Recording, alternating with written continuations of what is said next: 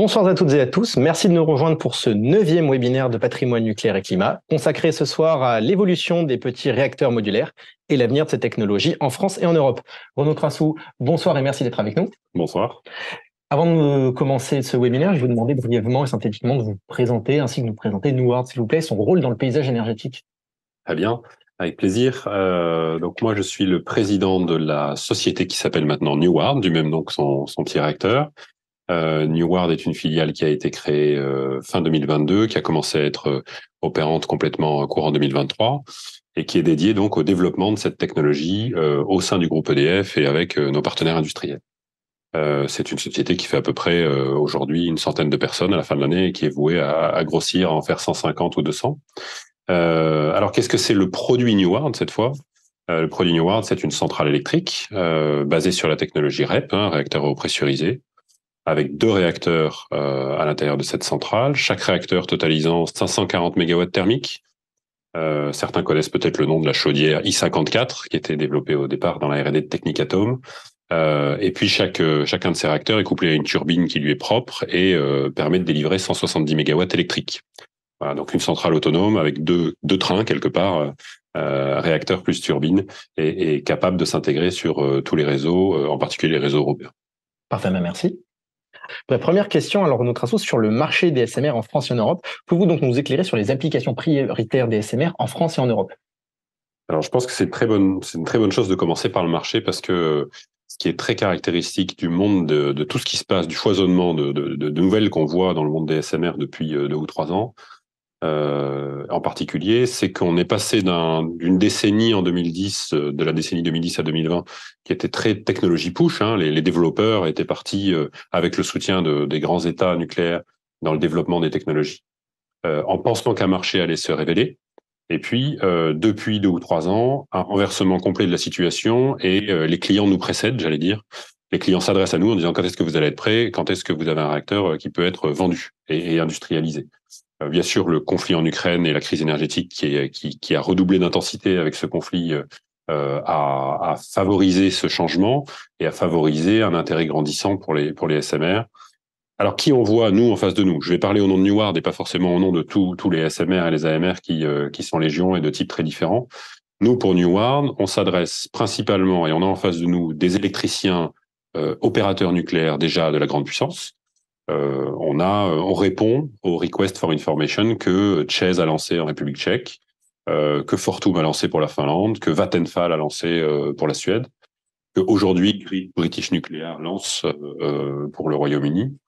Ça, ce sont, j'allais dire, des clients assez classiques finalement pour la filière nucléaire, puisqu'on a des utilities, opérateurs nucléaires, qui sont déjà sur la grande puissance et qui voient la puissance de type de Neward de quelques centaines de mégawatts comme un complément à la grande puissance. Pour compléter ça dans le système énergétique. Et puis on voit de plus en plus des nouveaux acteurs de 2 types. D'abord des acteurs énergétiques qui ne sont pas opérateurs nucléaires. On a par exemple comme ça un contrat d'exclusivité avec Respect Energy, qui est un acteur polonais qui n'est pas opérateur nucléaire, qui est un opérateur des ENR et du trading d'électricité, qui est intéressé pour voir s'il pourrait devenir demain propriétaire, acheteur de SMR. Exploitant, c'est encore une autre histoire, mais en tout cas, au moins acheter des SMR. Et puis, il y a aussi des acteurs industriels qui, eux, sont encore plus loin, j'allais dire, de nos interlocuteurs habituels. D'habitude, ils nous achètent de l'électricité avec des contrats de long terme ou sur le marché de gros. Là, il s'agit pour eux de se dire, tiens, j'ai des besoins de décarbonation très importants. Finalement, moi aussi, je vise la neutralité carbone en 2050, comme à l'échelle globale. Et donc, je vois bien qu'il faut une histoire au-delà du gaz, au-delà des efficacités énergétiques. Et le nucléaire peut être une option s'il sait me proposer une option à quelques dizaines ou quelques centaines de mégawatts, là où la grande puissance n'était pas très adaptée, soit parce que les projets étaient trop importants, trop gros, trop difficiles à financer pour la taille d'un industriel. Et donc, on se retrouve finalement avec une vraie complémentarité entre la grande puissance qui s'adresse sur un petit nombre de sites pour au réseau massif, j'allais dire, d'un continent comme l'Europe et qui doit être un peu l'ossature du système électrique avec de la production en base pilotable. Et puis d'un autre côté, les SMR de tailles différentes, dont Neward avec 340 MW, qui peut répondre à des nouveaux clients intéressés par le nucléaire civil. Voilà. Je pense notamment des applications qu'on peut trouver dans des endroits enclavés.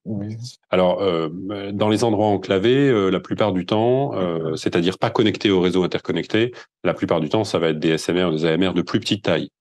Dans le panorama des SMR finalement qui existent aujourd'hui et qui est en cours de développement, la distinction la plus parlante, c'est probablement une distinction en trois parties. Des tout petits réacteurs, quelques mégawatts, qu'on appelle aussi des micro-SMR, de XSMR, qui au départ ont commencé à être développés d'ailleurs dans les années 60 pour des besoins militaires ou des besoins de transport ou des besoins de radars très loin dans la Sibérie ou en Arctique, etc. Quelques exemplaires. Si vous cherchez ça sur Wikipédia, il y a une histoire fabuleuse qu'il faut se remémorer. Et aujourd'hui, ces besoins-là sont exprimés par les militaires, soit pour leurs bases distantes, sont exprimés par des communautés isolées au Canada, en Russie, etc., qui s'alimentent par des diesels, par le secteur minier, qui tend à demander quand même plusieurs dizaines de mégawatts la plupart du temps, parce que les mines sont très gourmandes généralement en énergie, en chaleur, en vapeur ou en électricité. Et donc ça, c'est plutôt la deuxième catégorie, souvent très industrielle. Et puis il y a la troisième catégorie, qui est la catégorie des centrales sur le secteur électrique interconnectées, qui font 200 ou 300 mégawatts ou 400 mégawatts. Et celles-ci, elles sont pas vouées à être seules connectées à un utilisateur. Elles sont vraiment vouées à être interconnectées et à pouvoir jouer la solidarité du réseau. Une question sur comment la puissance cible des SMR est-elle choisie? Alors, c'est une bonne question qu'il faudrait poser à tous les développeurs. Moi, je peux vous dire comment celle de Neward a été choisie. On est parti avec un héritage technologique puisque jusqu'en 2019 ont été menés différents travaux de R&D chez les partenaires historiques du projet. Donc chez Technicatom, chez EDF, chez DCNS qui s'est ensuite appelé Naval Group, et puis au CEA. Et la brique technologique de la chaudière, essentielle pour le développement Neward, c'est cette chaudière intégrée I54, développée par Technicatom en particulier, avec des briques développées en commun, et qui fait que on a une brique de base, on a un module de base dans la centrale qui peut sortir 170 mégawatts électriques, ou l'équivalent en électricité plus chaleur. Après, la décision, c'était de savoir est-ce qu'on en met 2, est-ce qu'on en met 4, est-ce qu'on en met 8, est-ce qu'on est versatile, est-ce qu'on est polyvalent pour choisir le nombre d'unités. Alors, la polyvalence est en partie l'ennemi de la standardisation. Et derrière l'économie du SMR, il y a cette idée de je fais un produit qui est standard et je répète et je construis toujours de la même manière pour le rendre économique et pour avoir de l'effet de série. Donc on s'est assez vite dit qu'il fallait un modèle standard pour Neward, ce que se sont dit d'ailleurs beaucoup d'autres de nos concurrents. Et ce modèle standard, on a choisi de le faire en couplant en mettant dans le même bâtiment deux de ces réacteurs avec deux turbines pour totaliser 340 mégawatts parce que c'était la bonne taille, à la fois pour qu'il n'y ait pas de confusion possible entre la grande puissance et puis la petite puissance en termes d'utilisateurs, de clients potentiels, avec deux segments de marché différents, et aussi parce qu'en fait, au départ, on visait surtout le remplacement des centrales à charbon. On le vise toujours, mais se sont ajoutés à ça des demandes en plus industrielles. Et la plupart des tranches charbon qui sont à remplacer et qui ont déjà entre 30, 40, voire 50 ans, se situent en fait dans cette gamme de 300 à 500 mégawatts. Voilà. Donc, ça a été pour nous un choix décisif de dire, allez, on fait un bâtiment avec deux réacteurs et on s'adresse à ce marché. Et depuis, toutes les relations qu'on a avec des potentiels clients et avec des industriels nous confirment que c'est un segment qui peut être très profond en termes de marché si toutes les conditions de réalisation des SMR se réunissent. Petite question concernant les principaux concurrents de Neward sur le marché. Alors, les principaux concurrents, j'ai plutôt usage de dire que c'est vraiment que les développeurs de génération 3. Dans l'écosystème de la centaine de concepts SMR, AMR qui sont développés dans le monde, il y a à peu près moitié-moitié des concepts Gen 3 ou Gen 2 plus Gen 3, et puis moitié Gen 4. Ça tend à augmenter côté Gen 4, mais côté Gen 3, finalement, si je parle de concurrents qui sont au stade industriel, qui se développent vraiment, qui répondent au même RFI que nous, qui se placent dans la même concurrence, en particulier sur le marché européen, on en compte finalement une poignée. Je vais citer bien sûr quasiment des noms connus. Historiquement, le premier, le plus ancien, c'est parti dans le début des années 2000, c'est NewScale, qui a connu des hauts et des bas, mais qui surtout se développe depuis 2007 de manière très active. Ensuite, on a dans le reste des partenaires, enfin des concurrents européens, des compétiteurs américains, pardon, le petit bouillant de GE Hitachi, qu'on appelle le BWRX 300, qui fait 300 mégawatts. On a le modèle Doltech, qui est un SMR 160 mégawatts. Et puis, plus récemment, s'est déclaré Westinghouse avec un AP300, qui est un downscaling, une réduction en taille de l'AP1000 et de ses dernières innovations. Ça, c'est pour les Américains. On a un concurrent anglais avec le Rolls-Royce de 440 mégawatts. Ensuite, il y a des potentiels concurrents, mais qui sont pour l'instant, du fait de la géopolitique, pas tellement présents dans les mêmes discussions que nous, qui peuvent être chinois ou russes. Les Chinois sont probablement les plus en avance, puisqu'ils sont en train de construire la CP100. Il y a encore des nouvelles de fermeture du bâtiment réacteur ces jours-ci. Donc, ils sont très avancés. Et puis, les Russes ont un projet de construction à terre d'un RITM 200. Le RITM 200 étant un réacteur qui est déjà sur les dernières classes de brise-glace, les brise-glaces Arctica russes. Donc, c'est plutôt un transfert d'outils de technologie vers une utilisation terrestre. Donc, vous voyez, je crois que je les ai tous balayés. Ils sont une poignée à concurrencer. Et on me dit souvent, est-ce que vous n'avez pas peur d'être en retard par rapport à ces concurrents qui sont partis devant? En fait, je crois que l'écosystème des SMR sera ou ne sera pas. C'est-à-dire, soit on arrive à réunir les conditions d'une réplication en série de ce type de centrale, de standardisation dans plusieurs pays à la fois, et à ce moment-là, le modèle économique de SMR, qui est un modèle de répétition et de production en série, en particulier que de la production plus en usine, peut se réaliser. On atteint assez vite la compétitivité et on peut espérer que les SMR contribuent à la part du nucléaire dans le mix et donc à la décarbonation, à la neutralité carbone. Et à ce moment-là, le marché est suffisamment large pour qu'il y ait plusieurs concurrents. J'allais dire même, il faut qu'il y ait plusieurs concurrents pour que les capacités industrielles que chacun aura réunies puissent permettre de faire la différence et de développer plusieurs gigawatts, voire plusieurs dizaines de gigawatts d'ici 2050. Et au contraire, si ces conditions ne sont pas réunies, il y a peu de chances qu'un concurrent s'en sorte mieux que les autres et on aura tous beaucoup de difficultés à générer un effet de série. Donc bien sûr, je souhaite que ce soit le premier cas qui arrive, mais à ce moment-là, la concurrence est essentiellement un facteur de compétitivité, d'émulation réciproque, et de performance des SMR au service de la collectivité, plus que quelque chose qu'il faut craindre. Comment vous envisagez la cohabitation future à venir entre les SMR et les AMR? Alors cette cohabitation, c'est intéressant d'employer le mot cohabitation. J'aurais dit complémentarité instinctivement. Elle se voit, je la mettrai à plusieurs niveaux. Évidemment, elle se situe d'abord au niveau du cycle, au niveau du combustible, de la fermeture du cycle qui nous est cher en France, et le fait que des AMR à neutrons rapides puissent consommer le combustible usé, consommer le MOX et aider à fermer le cycle sera une très bonne nouvelle. Donc, il est logique, si on veut une expansion du nucléaire et une contribution forte du nucléaire à la neutralité carbone, finalement, qu'on se repose régulièrement la question de quand est-ce qu'il faut arriver à fermer le cycle. Et finalement, plus les technologies seront prêtes rapidement, plus on peut espérer pouvoir le faire avec des outils qui sont prêts. Ça, c'est la première complémentarité. La deuxième complémentarité, elle est plutôt dans le temps. C'est-à-dire que bien que tous les développeurs d'AMR aient des objectifs très ambitieux et l'ambition d'aller très vite dans le développement, beaucoup plus vite que ça n'a été dans le passé, il faut réaliser que d'abord, ils ont quelques barrières technologiques supplémentaires à lever par rapport à la génération 3, qui est quand même basée essentiellement sur des technologies connues, et puis qu'ils ont un cycle combustible à construire. Le cycle du combustible, aujourd'hui, il n'existe pas. Le combustible de la génération 4, c'est un combustible expérimental de laboratoire.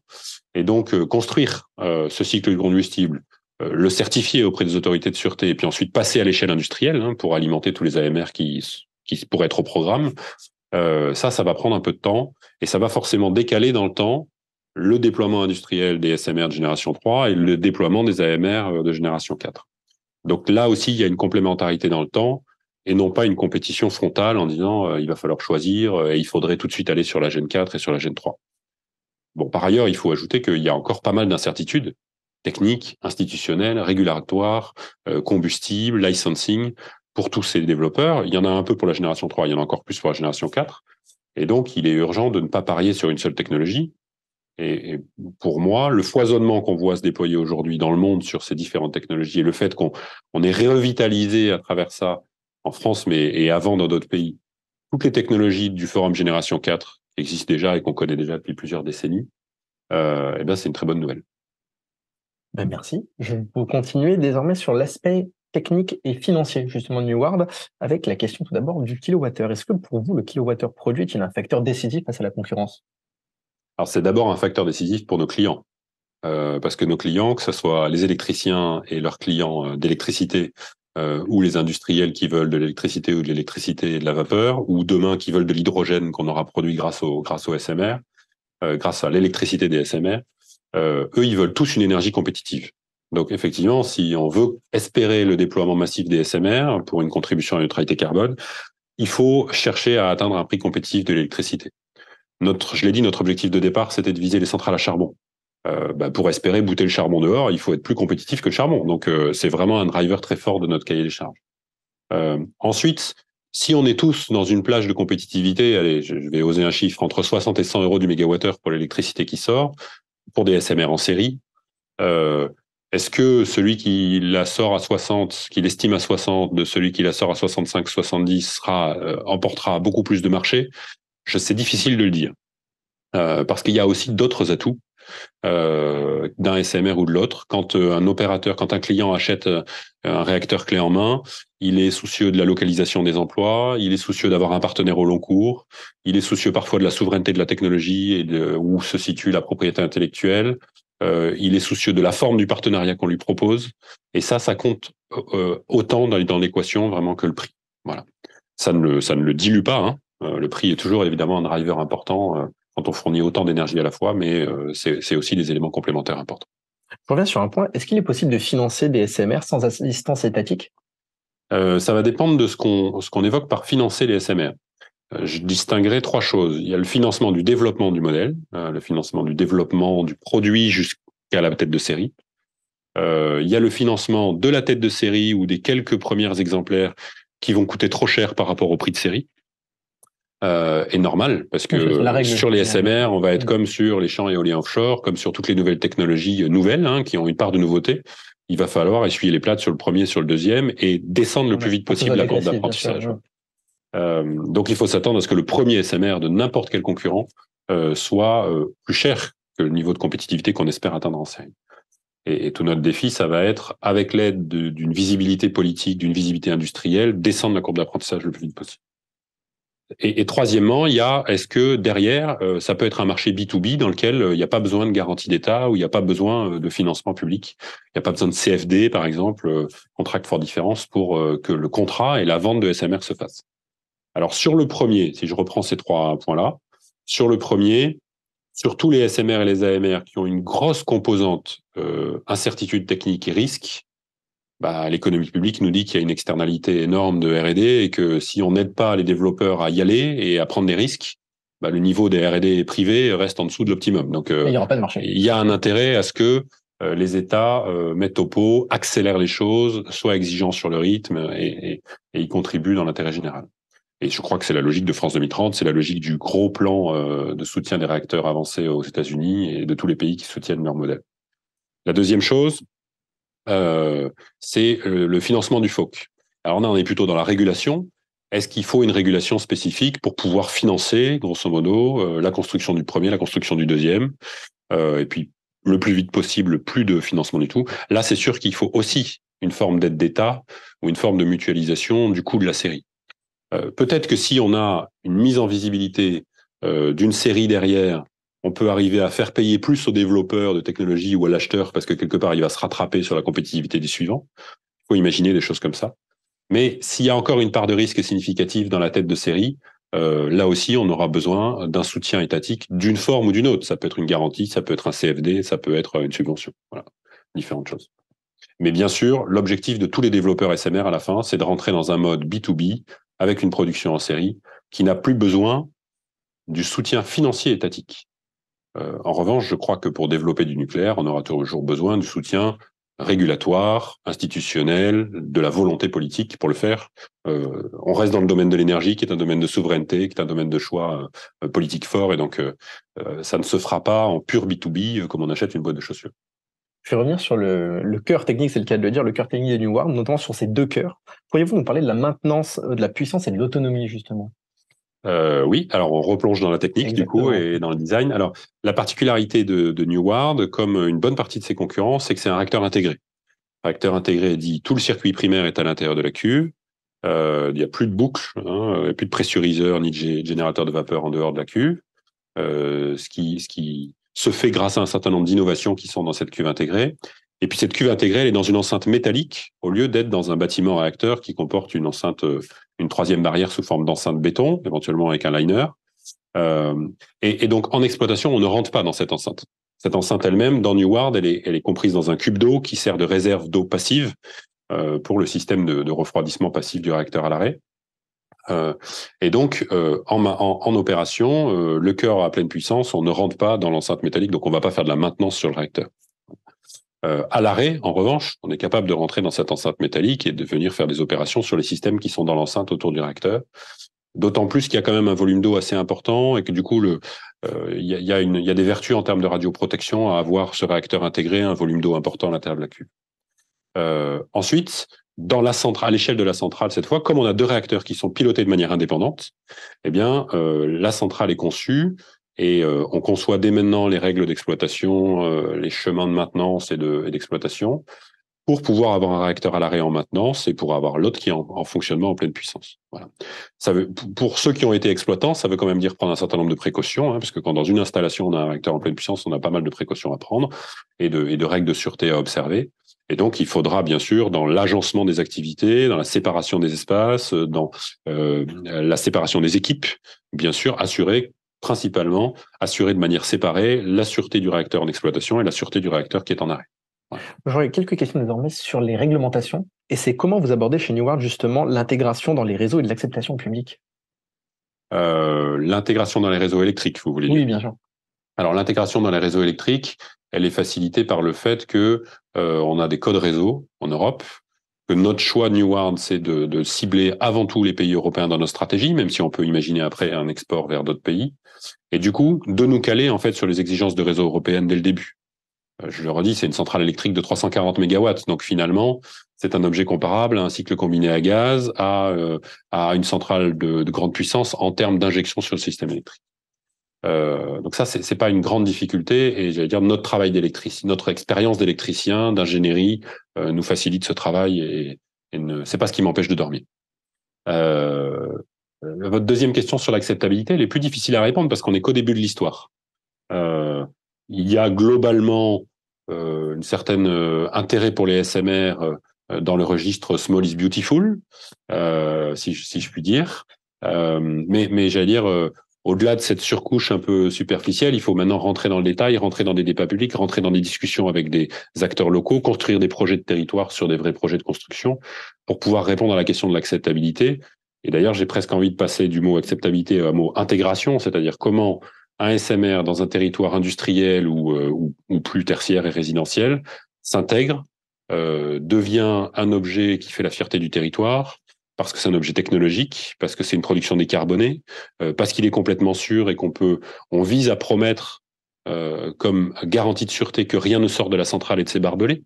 La visée de la génération 3+, c'est de dire, on arrive quasiment à ne plus avoir, on espère ne plus avoir d'évacuation en zone, d'emergency zone, et donc de ne plus avoir besoin de distribuer des pastilles d'iode en préventif, donc d'être complètement sécurisant pour les populations autour. Donc, en essayant d'atteindre ces objectifs, en réduisant l'impact environnemental, en soignant l'impact paysager des centrales, on travaille bien sûr à des facteurs qui pourront faciliter l'intégration et l'acceptabilité. Mais ce serait manquer de modestie de dire que ça va se passer sans difficulté, sans un besoin de pédagogie, de transparence, qui ne pourra que aller croissant, je pense, dans les années à venir. Concernant la relation entre Neward et l'ASN, pour faciliter la mise en œuvre des projets? La relation entre Neward et l'ASN, elle est, j'allais dire, de toute façon instaurée avec les rôles et responsabilités de chacun. On est développeur, on présente un design. Alors, il y a une relation qui est mixte EDF, Neward et ASN, puisque Neward est un développeur de technologie, aura très certainement, je l'espère, EDF comme premier client en tant qu'exploitant de la première centrale. Et donc, dans la loi française, c'est le futur exploitant qui porte la relation avec l'ASN. Alors bien sûr, quand c'est EDF qui conçoit son propre réacteur, comme c'est le cas avec EPR2, et qu'il l'exploite demain, il n'y a qu'une seule personne morale derrière tout ça, c'est archi simple. Et la réglementation a un peu été faite pour ça, en fait, en quelque sorte, si on veut bien. Là, eh bien, il faut aller finalement voir ensemble l'ASN, les développeurs qui maîtrisent sa technologie, qui est Design Authority ou Responsible Designer, selon les vocables, et qui apporte une autorité technique au futur exploitant, et on va voir ensemble l'ASN pour lui expliquer comment on est notre design. On lui dépose un dossier d'option de sûreté, co-signé par Neward et par EDF, pour le soumettre à son avis. La relation est très constructive aujourd'hui, et elle se passe sur 2 plans très différents. Elle se passe sur le plan c'est-à-dire encadré par la loi du dépôt du dossier d'option de sûreté qu'on a déposé au mois de juillet. Donc maintenant, on va rentrer dans la phase d'instruction. Les services de l'IRSN et de l'ASN vont regarder ça Qui va prendre attentivement. à peu près combien de temps? C'est difficile. Moi, je peux pas m'engager pour la SN et l'IRSN à dire combien de temps ça va prendre, évidemment, parce que ça, c'est du ressort de l'autorité de sûreté. On table sur une grosse année, un peu plus probablement. On a commencé les discussions déjà avec la SN et l'IRSN. Et après, c'est à eux de nous dire, bien sûr, avec tout ce qu'ils ont à faire en ce moment sur le parc, sur les projets neufs, etc., quand est-ce qu'ils estiment le plus tôt possible pour nous, bien évidemment, puisque c'est un retour qui est important, nous faire ce retour. Mais c'est à peu près ça l'ordre de grandeur. C'est une grosse année, donc on peut espérer avoir un retour début 2024, je pense. D'accord. Ensuite, il y a un autre domaine de relation avec l'ASN qui cette fois n'est pas encadré par la loi, qui est l'initiative qu'on a pu prendre depuis 2022 de faire une revue conjointe préliminaire avec plusieurs autorités de sûreté. Donc avec le concours de l'ASN ont été sollicités l'autorité de sûreté finlandaise et l'autorité de sûreté tchèque. Qui avaient dans leur propre pays des utilities intéressées, respectivement Fortum et Chess, qui ont sollicité leur autorité de sûreté en disant la démarche proposée par l'ASN nous intéresse. Et donc on a pendant un peu plus d'un an soumis différents chapitres de notre dossier d'option de sûreté, différents thèmes techniques à ces trois autorités de sûreté, fait un travail de pédagogie qui nous a poussé dans nos retranchements aussi pour expliquer ça à trois autorités de sûreté à la culture différente. Qui a fait travailler les autorités de sûreté entre elles aussi pour se comprendre les unes les autres. Elles ont parfois travaillé en chambre sans nous pour expliciter ce qu'elles entendaient par tel terme et est-ce qu'elles convergeaient ou est-ce qu'elles divergeaient sur leur appréciation. Et donc, on a soldé la première phase de cette Joint Early Review qui n'est pas réglementaire, qui n'est pas engageante pour personne, ni pour nous, ni pour les autorités de sûreté, par un side event à la conférence générale de l'AIEA au mois de septembre, qui était très positif. C'est-à-dire que le retour de tout le monde, aussi bien des trois autorités de sûreté que du développeur de technologie, était très positif en disant on a appris beaucoup à travers cette démarche. Et donc, on en redemande. Et on rentre dans une phase 2 qui va commencer là à la fin de cette année, avec trois autorités de sûreté supplémentaires, l'autorité de sûreté suédoise, l'autorité de sûreté polonaise et l'autorité de sûreté néerlandaise. Donc voilà, une Joint Early Review phase 2 avec 6 autorités de sûreté européennes qui regardent ensemble Neward, dans lequel on va approfondir certains sujets. Et en faisant ça, bien sûr, on demande aucun chèque en blanc et aucun engagement de la part des autorités de sûreté, mais on apprend beaucoup sur les possibilités de trouver un design qui pourrait fitter avec les différentes régulations de ces différents pays, qui pourrait correspondre. Et puis, finalement, les autorités de sûreté elles-mêmes se mettent le pied à l'étrier pour se dire, tiens, quand même, il y a des choses sur peut-être qu'on pourrait converger, on pourrait se mettre d'accord en termes d'harmonisation à des étages de précision un peu plus détaillés que les grands principes internationaux. Donc c'est une démarche qui est vraiment très positive. J'ai la faiblesse de croire d'ailleurs qu'elle bénéficiera à d'autres SMR ou d'autres AMR au-delà de Neward. En tout cas, c'est bien parti pour. J'espère. Désormais, merci beaucoup en tout cas pour avoir répondu à l'ensemble de ces questions. Désormais, on va passer à la boîte à questions, qui sont les questions que vous nous avez déjà posées au préalable. Donc, c'est des questions techniques un peu approfondies. Donc, la première question, c'est pourriez-vous détailler les aspects de Neward qui ont été modularisés pour la fabrication? Alors, il faut pas parler au passé, il faut parler au futur, en fait. Quels sont les aspects de Neward qui vont être modularisés, puisque je l'ai pas dit, mais dans notre planning, on est en début de Basic Design. On vient de sortir il y a quelques mois du Conceptual Design, qui étaient les décisions d'architecture importantes pour le design et pour la sûreté, et la vérification qu'on saurait atteindre les performances voulues pour Neward. Et là, la phase de Basic Design, peut-être tout le monde ne sait pas exactement qu'est-ce qu'il y a dans un Basic Design, c'est une phase dans laquelle on va partir de ses exigences et de ses choix d'architecture, et puis on va descendre jusqu'au niveau du système pour détailler les spécifications d'une pompe, d'un échangeur, d'un circuit, d'un système électrique, etc. Et puis, on va agréger tout ça pour vérifier qu'une fois qu'on remet tout bout à bout, on atteint les performances et qu'on sait faire les études transverses de sûreté ou de performance. Début de cette phase de Basic Design, c'est donc dans cette phase qu'on va confirmer le fait de mettre un certain nombre de systèmes en modules. Peut-être il faut faire une parenthèse d'ailleurs pour différencier modularité de modularisation. Voilà. En tout cas, je vais vous donner mon interprétation de ces deux termes parce qu'on met beaucoup de choses derrière modularité. Il y a la modularité au sens de New Scale, où finalement la centrale est constituée de plein de modules réacteurs les uns à côté des autres. Et ça permet d'atteindre une certaine puissance en ayant X fois la puissance unitaire d'un réacteur. Bon. Nous, on la joue pas trop comme ça, parce qu'on a deux réacteurs, on a une centrale qui est faite avec, ou alors elle est faite systématiquement qu'avec deux modules, quoi, en quelque sorte. Et après, il y a la modularisation. La modularisation, c'est le fait de dire un chantier où j'assemble tout sur place, les tuyaux, l'électricité, les armoires, le génie civil, etc. C'est un chantier difficile, complexe. On le sait et on s'améliore sur ce sujet depuis Flamanville avec HPC, etc. Donc, il faut au maximum importer de l'assemblage en usine. Et donc, on va essayer au maximum non plus d'assembler ces différents composants sur place dans la pièce, dans le building, dans le bâtiment qu'on a conçu, mais on va les assembler avant, sur des skids, dans des containers, et on va apporter ça tout préfabriqué. Les gens de l'industrie navale ont l'habitude de dire que pour quelque chose qui prend 1 heure dans une usine optimisée, eh ben, ça va prendre 8 heures si c'est fait dans le navire, avec de la coactivité, avec tous les systèmes différents. Donc, je vous laisse imaginer, si vous appliquez ce facteur 8 sur, allez, la moitié de la centrale, à quel point vous dérisquez le chantier et à quel point vous économisez aussi, même en brut, de l'argent, voilà, en termes d'horaire et d'ingénierie. Donc, on essaye dans New World de jouer ça plein pot. Alors, il y a un petit effort d'humilité à faire aussi, parce que la modularité, tous ceux qui l'ont pratiqué et qui sont assez avancés en termes de modularité, dans le naval civil, naval militaire, dans l'oil and gas, dans d'autres secteurs comme la pétrochimie ou la chimie, savent que ça s'apprend pas du jour au lendemain. Voilà. On décide pas un jour d'être modulaire et de construire nos centrales nucléaires sous forme de modules.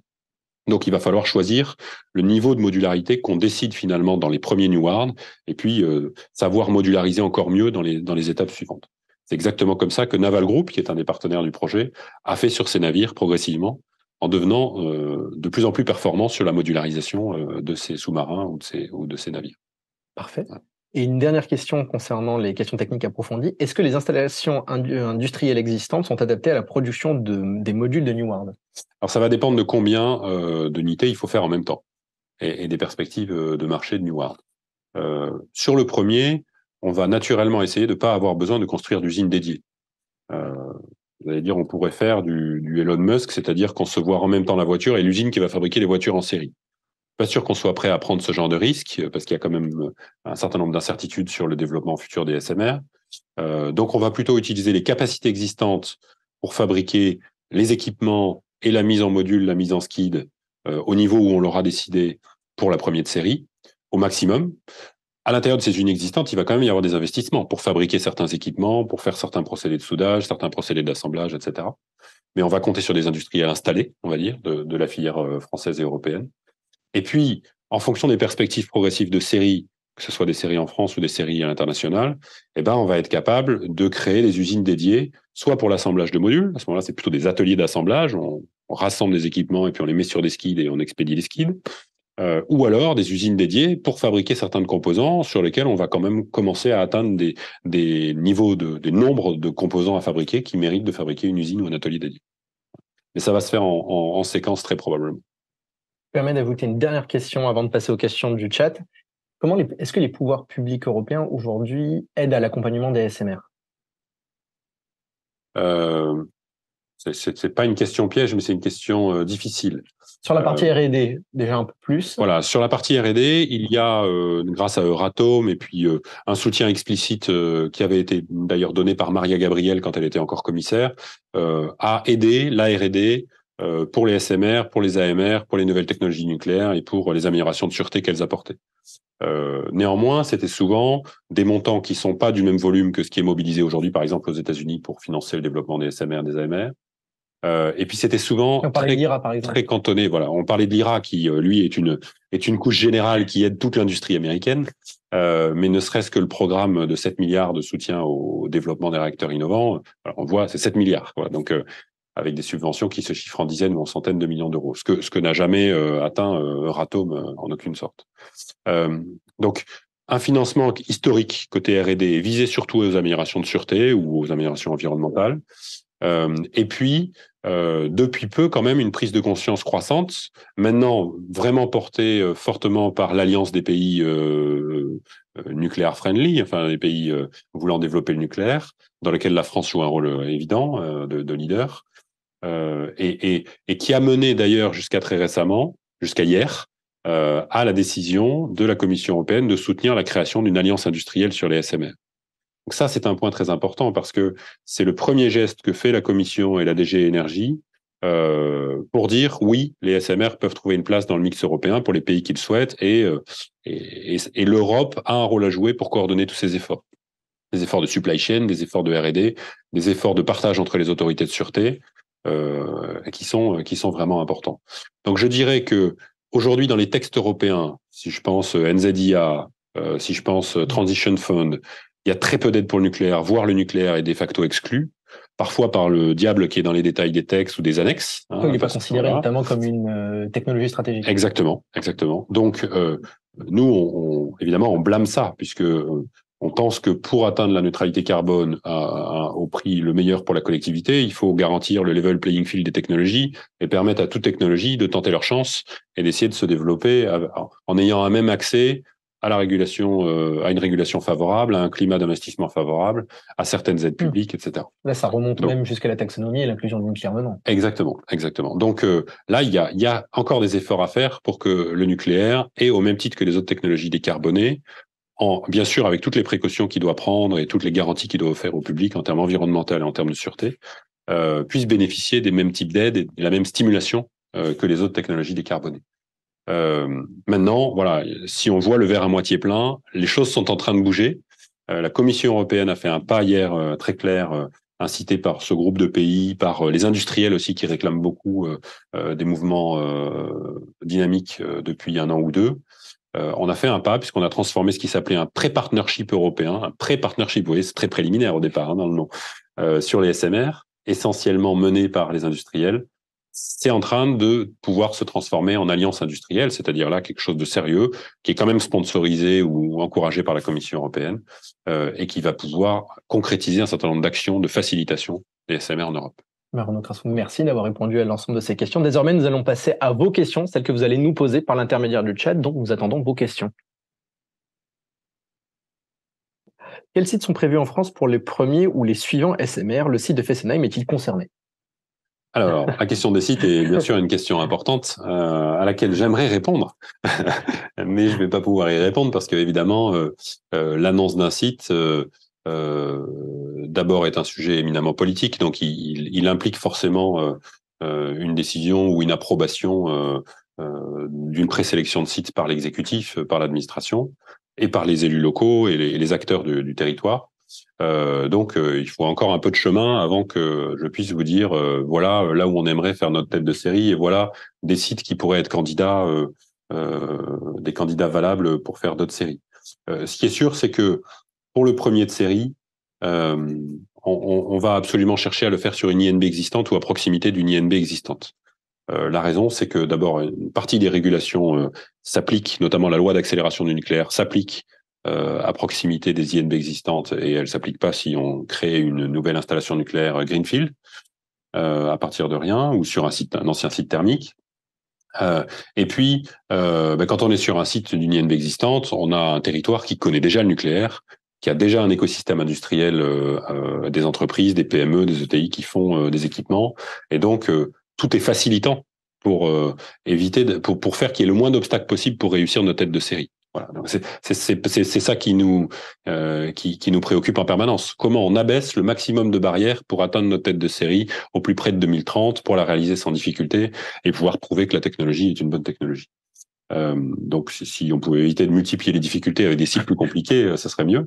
En revanche, après, dans la perspective d'une potentielle série en France, sans absolument avoir commencé aucun débat sur ce sujet-là, hein, donc là, je suis dans l'espérance du développeur, j'allais dire, qui espère bien qu'on fera quelque chose de sa technologie et de son outil, mais convaincu quand même qu'il y a un certain nombre d'usages en France qui seraient satisfaits par des SMR, usage industriel, usage électrique dans des zones sur lesquelles on peut pas mettre de la grande puissance, usage de l'hydrogène, qui a besoin justement d'installations de quelques centaines de mégawatts. Convaincu de ça, absolument, pour une série SMR en France, il faudra envisager des nouveaux sites. Voilà. Donc, dans ces nouveaux sites, effectivement, il faudra regarder Fessenheim, il faudra regarder des sites thermiques qui arrivent à la fin de leur vie, qui sont démantelés ou sur lesquels il y a du foncier disponible, ou il faudra envisager des zones industrielles qui disent aujourd'hui, moi, je pense que j'ai besoin de SMR pour me décarboner. Ça sous-entend la question du foncier, justement, qui est en rupture, justement. Oui, il y a un certain nombre de paramètres techniques qui sont, j'allais dire, des incontournables pour pouvoir jeter son dévolu sur un site et construire un projet avec le territoire, voir si ça se concrétise. Il y a bien sûr la disponibilité du foncier, il y a la source froide. Neward est un REP et a besoin d'une source froide, même si bien sûr il consomme très peu d'eau au rapport à sa puissance. Il y a les conditions de sol, de séisme qui sont bien évidentes parce qu'on voudrait le plus possible rester dans le standard de Neward et pas avoir à reprendre des études de génie civil de fond en comble pour un réacteur sur un site donné. Et puis, il y a, est-ce qu'il y a des usages directement pour l'électricité? Est-ce qu'on connecte facilement au réseau ou est-ce qu'il faut construire une ligne à haute tension sur des kilomètres? Puisque c'est quasiment plus difficile de construire une ligne à haute tension que de centrale de nucléaire, en fait, en termes de débat public et d'acceptabilité. Donc voilà, c'est en prenant tout ça en compte qu'on pourra, si l'État décide à un moment de lancer la prospective d'une série en France de SMR, faire le screening complet des sites, les analyser, et puis travailler avec les territoires qui aujourd'hui voient, dans certains cas, s'exprimer des voix, parfois des voix exécutives assez haut placées dans la région, pour dire moi j'aimerais qu'on envisage un SMR dans ma région. Autre question, avez-vous des discussions avec des clients potentiels allemands? Je fais juste un petit point de contexte parce que nous avons reçu Patrick Artus il y a quelques webinaires de ça et qui nous parlait du coût de la décarbonation pour l'industrie allemande, justement. D'accord. Je comprends, mais non, nous n'avons pas de clients allemands aujourd'hui ou pas de potentiel client allemand. Il y a des pays qui bougent. Et c'est intéressant de voir le mouvement qui se passe en Italie, le mouvement qui se passe en Belgique. Qui sont dans l'Alliance industrielle. Et qui sont, alors si je me trompe pas, je suis pas sûr que l'Italie y soit, elle est peut-être simplement observatrice. Il me semble qu'il y a eu un moment un statut comme ça. Je mets un pied dedans, mais je reste quand même un peu en dehors. Je sais plus où est-ce qu'on en est exactement aujourd'hui. Mais effectivement, ce sont des pays qui sont en train de réaliser que sans nucléaire, la partition sera vraiment difficile et qu'il faut peut-être y revenir et qui veulent remettre ce sujet à l'étude. Voilà. Donc c'est très préliminaire par rapport à un éventuel renouveau de nucléaire dans ces pays-là. Mais en tout cas, c'est intéressant de voir ça. Je cite ça parce que pour le coup, en Allemagne, on ne voit pas du tout ce mouvement-là se passer. Voilà. Un certain nombre d'entre nous se disent que l'Allemagne va avoir bien du mal à mener son Energiewende jusqu'au bout et à atteindre ses objectifs carbone, CO2, ou qu'elle va devoir beaucoup compter sur ses voisins, ou qu'elle va atteindre ça, mais à un coût très très cher. Bon, aujourd'hui, ça ne se traduit pas concrètement, je crois, par des déclarations publiques significatives ou par des mouvements d'acteurs industriels d'intérêt vers les SMR. En tout cas, moi, j'en ai pas vu. Question sur le coût du kilowattheure délivré par Neward comparativement au coût du kilowattheure de l'OPR2. Ah, c'est une bonne question. Alors, la première réponse, pas pour esquiver la question, mais pour préciser quand même le contexte, c'est qu'on est à des niveaux de maturité vraiment radicalement différents.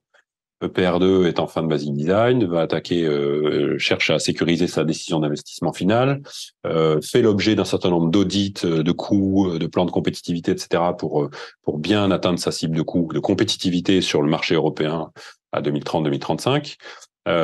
Neward est en début de basic design. Donc nous, aujourd'hui, Neward, on met pas de coûts sur la table. C'est-à-dire, on dit pas, voilà la promesse de coût qu'on a. On a nos estimations en interne, on a évidemment notre cible de coût en interne.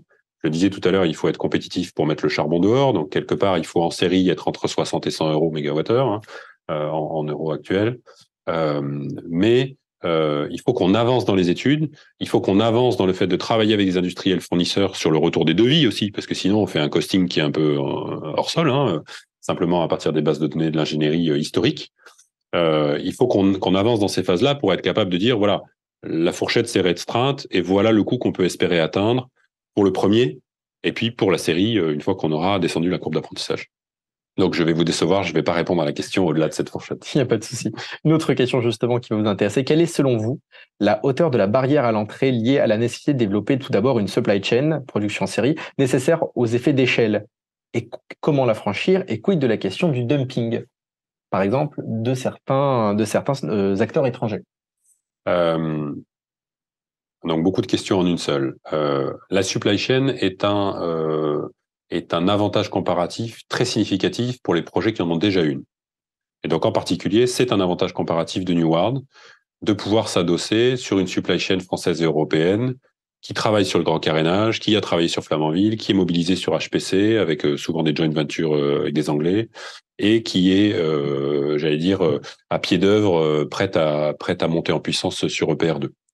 Parce que c'est une industrie qui a fait du chantier, qui fait du chantier actuellement, et qui est remontée en puissance, regroupée dans le GIFEN, qui est remontée en puissance et qui est sur la pente croissante pour recruter, pour former et pour qu'on continue à construire. Donc quand on va voir un Vattenfall, un Fortum, un Chase, un Polonais, et qu'on y va avec notre écosystème industriel, forcément, on est plus crédible qu'un compétiteur qui veut juste vendre sa licence et qui dit « Ah, vous voulez que je construise pour vous? Mince, il va falloir que je trouve des industriels. » Je caricature un tout petit peu, mais on a des concurrents qui, dans leur modèle initial, avaient simplement prévu de concevoir le design et de vendre la licence. Et bien sûr, pour un réacteur nouveau, en fait, le modèle du nucléaire, c'est plutôt un modèle où vous allez m'accompagner jusqu'au bout pour le construire et pour le mettre en service. Et vous allez partager le risque avec moi. Je ne vais pas le prendre tout seul en tant que client. Donc, New World a cet avantage comparatif d'avoir une supply chain et je crois qu'il est important. Notre objectif, c'est de la rendre plus européenne pour être plus résiliente aussi par rapport à la concurrence qui ne manquera pas d'arriver sur les grands projets. Et je ne doute pas que nos concurrents sont en train d'essayer de constituer à grande vitesse une supply chain. Mais par expérience, on sait, du fait du grand carénage, du fait de PR2, du fait de Flamanville, que ça prend du temps. Voilà, on ne décrète pas du jour au lendemain que ça y est, on a une cartographie des industriels qui peuvent nous aider, on sait travailler avec eux, etc. Donc je crois que c'est un avantage très significatif. Pour nous, en tant que SMR européen, pour les pays européens, c'est clairement quelque chose qu'on met beaucoup en avant. On sait aussi beaucoup en tant qu'EDF, groupe EDF cette fois, pas New World, susciter un écosystème industriel local. Voilà, le travail qu'on a déjà fait en République tchèque, qu'on fait en Inde, qu'on fait dans les pays dans lesquels on a une proposition d'offre pour des réacteurs de moyenne ou de grande puissance, c'est un travail qui est très reconnu par les clients et qui est issu d'expériences maintenant de plusieurs années, rehaussé, j'allais dire, par les efforts récents sur ces différentes offres. Et c'est quelque chose qu'on reconnaît au groupe EDF, à l'extérieur du groupe EDF, par rapport à d'autres concurrents. Voilà. Alors, le dumping, je suis pas sûr de comprendre la question, parce qu'aujourd'hui, je crois pas qu'il puisse y avoir de dumping dans le monde du nucléaire. Est-ce que vous pouvez m'éclairer sur la manière de répondre à cette question? Je dirais plutôt qu'il y a quelques pratiques qui peuvent s'apparenter à de l'anticoncurrentiel, ou en tout cas à du biais dans la concurrence. On peut penser à des aides d'État Et en particulier, je ouais. pense au programme Phoenix américain. Le programme Phoenix américain, il vient en Europe pour aider les futurs clients avec du financement américain à identifier des sites, à préparer des conditions de sites et à mettre en place les conditions de déploiement des SMR. Là où moi, je suis convaincu que c'est l'Europe qui devrait faire ça. Voilà. Et donc forcément, les Américains sont bien intentionnés. Ils veulent que les SMR se développent, mais ils préféraient que ce soit un de leurs SMR. Et on comprend bien qu'un pays qui fait financer ce genre de choses par le fonds américain aura tendance, bien sûr, encore plus à voir avec bienveillance les concurrents américains. Donc là, je pense qu'il commence à y avoir une distorsion qui doit interpeller et qui doit se dire, tiens, qui doit faire ça? Et je suis convaincu que c'est un financement qui devrait être européen. Petite question concernant comment sont traités les déchets issus des SMR? Il faudra répondre à cette question en disant modèle par modèle, en fait, puisque la situation va être très différente pour la Gen 3 et pour la Gen 4. Pour la génération 3, il n'y a aucune innovation sur le combustible dans New World. On a du combustible qui est analogue au combustible utilisé sur le parc ou sur EPR2. Et donc, il rentre complètement dans le cycle du combustible amont et aval tel qu'il existe aujourd'hui. Voilà. On n'a pas d'inquiétude sur une éventuelle certification, sur des autorisations supplémentaires à obtenir qui sortiraient du cadre actuel. Donc, je pourrais vous répondre de la même manière qu'on peut vous répondre sur un réacteur du parc ou sur un EPR ou sur un EPR2.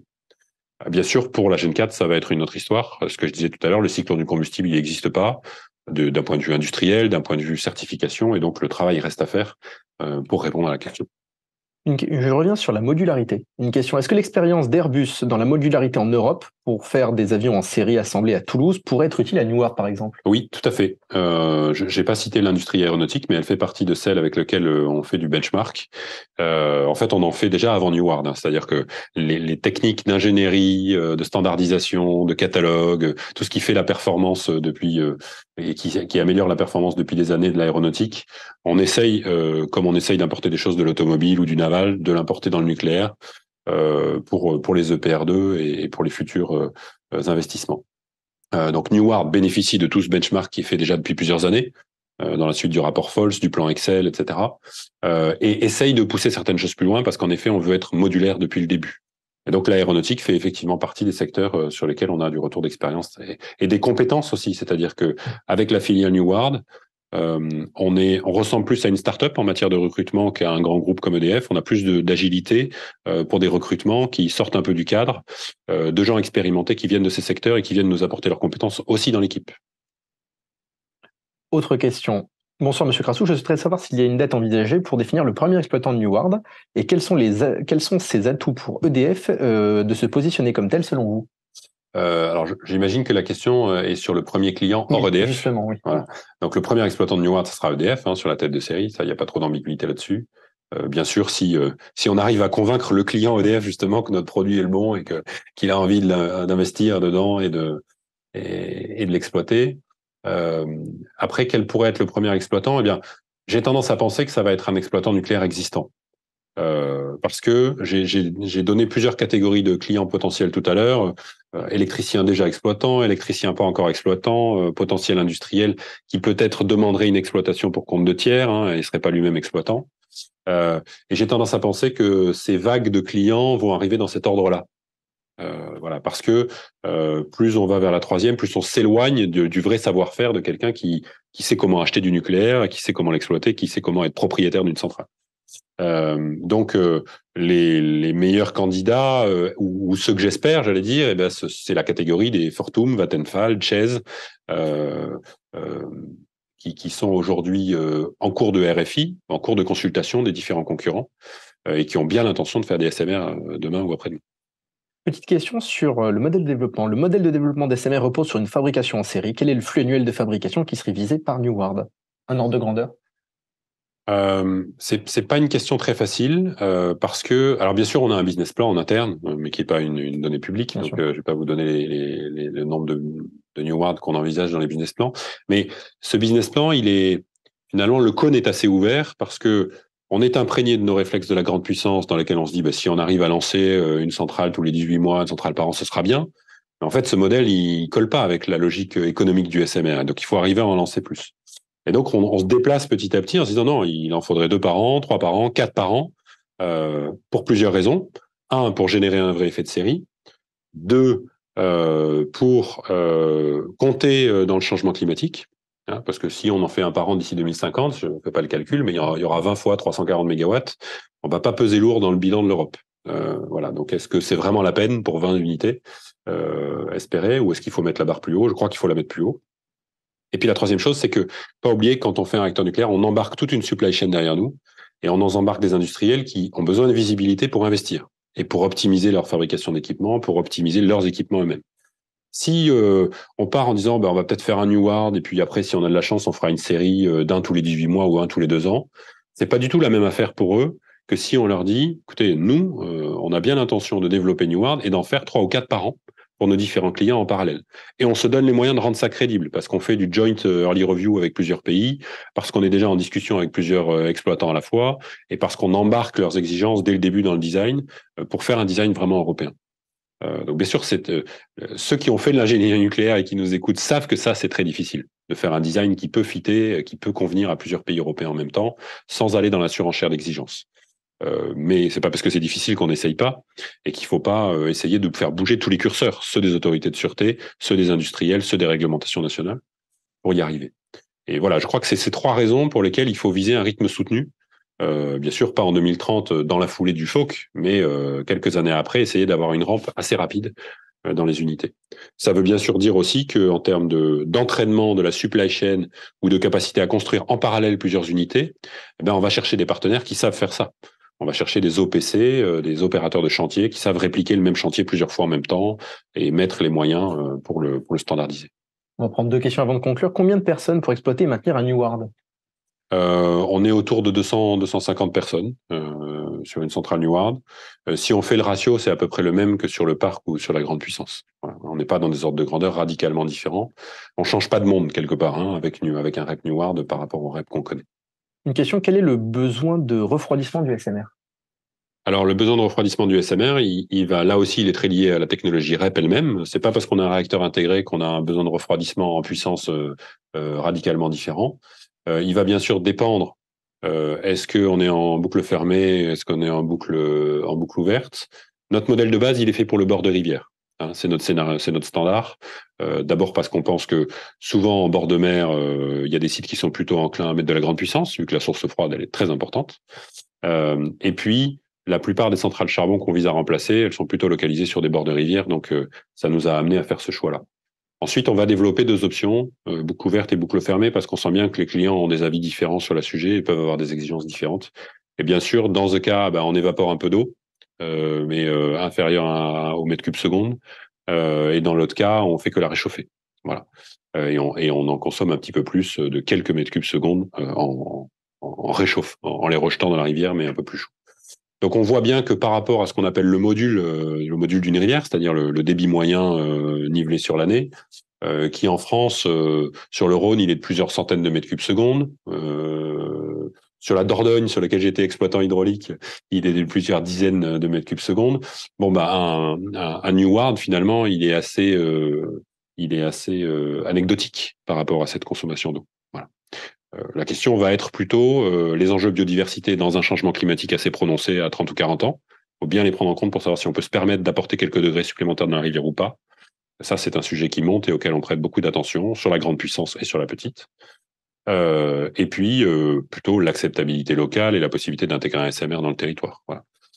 Mais ce sujet de source froide est un sujet de préoccupation locale important. On l'entend systématiquement, il est monté ces dernières années, bien sûr, avec les sécheresses estivales, avec la nécessité, pour des raisons environnementales, de baisser la puissance de certains réacteurs. Et donc, évidemment, dans le design de Neward, on le prend en compte dès maintenant. Une dernière question avant de conclure. Sur le combustible, quel enrichissement et donc quelle différence avec le combustible en REP actuel?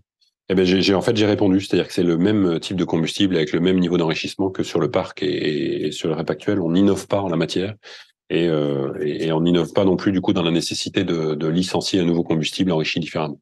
Eh bien, Renaud Crassou, merci encore d'être avec nous, d'avoir été plutôt avec nous ce soir, d'avoir répondu à l'intégralité de nos questions. Merci à toutes et à tous pour votre présence et encore un grand merci à Renaud Crassou pour ses éclairages et cette discussion enrichissante. Donc, nous souhaitons une excellente soirée et nous vous donnons rendez-vous pour notre prochain webinaire en janvier 2024 où nous serons cette fois-ci accompagnés de Joël Barre, délégué interministériel au niveau nucléaire. Bonne soirée à vous toutes et à vous tous. Merci beaucoup pour votre invitation. Bonsoir.